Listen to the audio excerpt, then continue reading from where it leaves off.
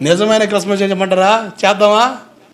ఆ రోజు మన అందరం వంట చేసి బిర్యానీ చేసి మాంసం కూర ఉండి మనం తింటాను కాదు, మగవాళ్ళు బాకే అబ్బా కాదు, అంత పార్సిల్ చేసి నిర్దాక్షిణ్యంగా ఆటో వేసుకొని నర్సరీపేట సెంటర్ పోయి వీధులు తిరిగి లేనోడికి ఇచ్చొద్దాం. అది క్రిస్మస్. దేవుడికి స్తోత్రం కలుగును గాక. అబ్బా మనకి సీజన్ తెలుసా? క్రీస్తు నేడు పుట్టెను, అరిసెలు నేడు చేసెను, హల్లెలూయా, ఆరగిద్దామా, హల్లెలూయా, బిర్యానీ తిందామా. బా కొంతమంది కడుపాత్ర వాళ్ళు అన్ని చేపలు తెస్తారు, ఇంకా ఏట మోసం చెద్ద చిన్న ఏంద్రా అంటే పండగ అండి. వాడికి అర్థమైన పండగ అది.